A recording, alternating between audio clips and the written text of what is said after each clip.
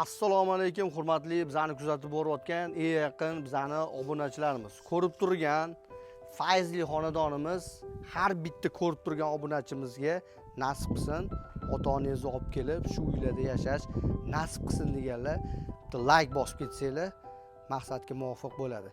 Bizani podpiska bosib kuzatinglar. Umumiy yer maydoni ko'rib turgan xonadonimiz ikkita yonma-yon uchastkamiz joylashgan. Bitta uchastkamiz 3 sotikni tashkil qilyapti. Uni yonizdagisi esa 202 sotikni tashkil qilyapti. 3 sotikli uchastkamiz umumiy xonalar soni 6 ta xona, 2 ta hol va plus 5 ta sanuzeli bor. Umumiy xonamiz to'pli-por orqali isirkan. Narxini oldindan aytib o'tib ketaman. 3 sotikli xonadonimizning narxini $285 ming deyaptilar. Endi yonidagi xonadonimizga o'tamiz. Umumiy yer maydoni 202 sotikni tashkil qilyapti. Xonadonimiz 5 ta xonani tashkil qilyapti. 2 ta holi bor. Umumiy 4 ta sanuzeliga ega bo'lyapti o'zi. Xonadonimiz to'pli-por radiator orqali isirkan. Endi xonadonimizni ko'rsatishimdan oldin bizga like bosib, kommentariyada har bitta odam xuddi shunaqa uylarda yashayman degan har bitta obunachimiz like bosib, kommentariyada o'zingizlarning fikringizni qoldirib ketinglar. Qaysi biridan boshlaymiz? 3 sotikdan boshlay qolamiz. Bismillahirrohmanirrohim deb qani yuringlar. Ko'ryapsizlar, agar to'y hasham qilaman desanglar ham bu mahallamiz katta, bemalol bir 10-15 ta, 20 ta, 30 ta mashinani qo'yib qo'ysanglar ham bo'laveradi. Ziloniy zona uchun chiroyli qilib mana joylar ham tashab ketishgan. Reshotka qilib chiroyli qilib o'rab qo'yishgan. Asosiy kirish eshigimiz shu yerda joylashgan. Eshik tegiga ham bemalol bitta mashinalarni qo'yib qo'ysanglar bo'laveradi. Bismillahirrohmanirrohim deb xonadonimizga kiramiz. Kirishinglar bilan qaranglar, ko'zingizlarga boshqacha bo'lib ko'rinyapti. Menga to'g'risini aytsam, bu yoqyapti. Bemalol darvozaxonamizga ikkita mashina qo'yib qo'ysanglar ham bo'laveradi. Etek qismimizda o'zini qozonxonasi bor. Endi barbekyu zona qilib qo'ysanglar ham bo'ladi. Bu joyimiz ham bitta yozga letniy vaqtda karavat qo'yib qo'ysanglar, dam olib o'tiradigan joy sifatida joy qilib qo'ysanglar ham bo'laveradi. Ko'ryapsizlar, qozon o'choq qilingan bu yerda. Yozgi letniy kuxnyamiz. Umumiy tashqarida o'zini sanuzeli bor. Katta qilingan. Bitta ko'ringlar. Kafillari boshqacha turibdi. Bu joyimizga arzon narsalardan foydalanishmagan, narxiga yarasha videoni oxirigacha ko'rsanglar, o'zingizlar ishonch hosil qilasizlar. Asosiy kirish eshigimiz shu yerda bo'lyapti.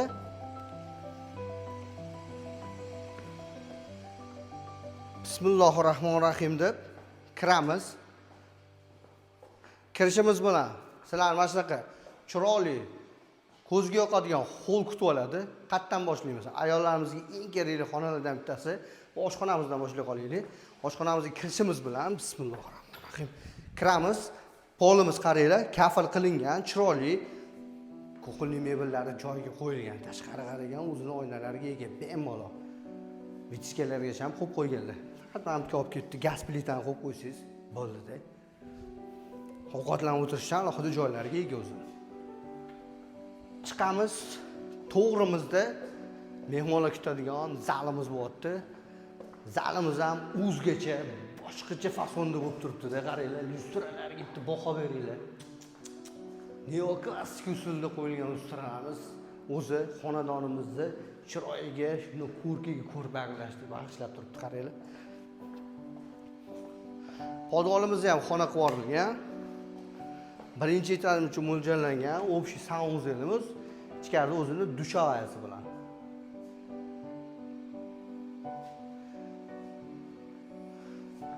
Yerto'lamizga tushamiz. Qani kelinglar. Zinalarimizni qaranglar, jigarenga oqqi kolaboratsiya qilingan ekan. Qanaqa chiqqan? Kommentariyada o'zingizlar fikringizni qoldirib ketinglar. Yerto'lamizga tushishimiz bilan chap qo'limizda qaranglar, xuddi zalimizni tegi katta xuddi shunaqa xona qilingan. Endi o'zingizlar didinglarga moslashtirib, bu joyimizni xohlasanglar, trenajyorni zal, xohlasanglar bitta xona qilib qo'ysanglar ham bo'laveradi. Rozetka, Wi-Fi kabellari uchun mana bu joylar ham qo'yib ketishgan. Bu joyimiz to'pli-por orqali isiydi. Uni yonginasida alohida yana bitta kladovkamiz. Bu sal qorong'iroq ekan, endi o'zbekga baribir kladovka kerak. Shu banka qo'yib qo'ygani bu yerto'lamiz bo'lyapti. Ikkinchi qavatimizga ko'tarilamiz. zinamiz orqali uyimizga lekin mehrni ham berib yuborgan ekan dada akam to'g'risi. Ikkinchi qavat ko'tarilishimiz bilan katta hovl kutib oladi. Qaranglar, devorlari chiroyli qilib, hatto chenti qilingan ekan. Kommentariyada yozib ketaverasizlar. Ustalarimizga bitta like bosib ketsanglar ham bo'laveradi. Chap qo'lda birinchi xonamiz. Bu joyimiz mehmonlar kutadigan zalimiz bo'lyapti. Ikkinchi etajimiz uchun mahallamizning ko'rinishi ikkita yonma-yon oyna qilingan. Qanaqa chiqqan qaranglar. Menga to'g'risi bu uy yoqyapti. Buni yonginasida esa yana keyingi xonamiz. Qaranglar, qanaqa chiqqan. Bu spalnyamiz bo'lyapti. Ikkinchi etaj uchun mo'ljallangan, o'zini alohida sanuzeliga ega. Kafllari lekin boshqacha turibdi to'g'risini aytsam. Buni ham xuddi shunaqa tashqari qaragan, o'zini oynalari bor ekan, qo'yib ketishgan. Keyingi xonamiz. Bu joyimiz xohlasangiz spalnya, xohlasangiz yana bitta detskiy xona qilib qo'ysanglar ham bo'laveradi. Hamma xonamizda o'zini tashqari qaragan oynalariga ega ekan. Oxirgi xonamiz, oxirgi spalnyamiz bo'lyapti. Ko'ringlar.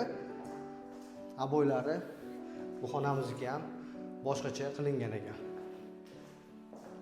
Ikkinchi etajimiz uchun mo'ljallangan общий sanuzelimiz bo'lyapti. Agar kimga ko'rgan shu xonadoninglar yoqqan bo'lsa, bu xonadonimizni lokatsiyasiga keladigan bo'lsa, Toshkent shahar, Sergeli tumani, Orientir 5-massivdan shu 200-300 metr ichkariga kirganda Ittifoq masjidining orqa tarafida joylashgan bu xonadonimiz. Narxini aytdim videoni boshida. Xuddi o'sha pastda nomerni qoldiramiz, aloqaga chiqib o'zingizlar chiroyli baraka qilinglar, o'zingizlar ehtiyot qilinglar.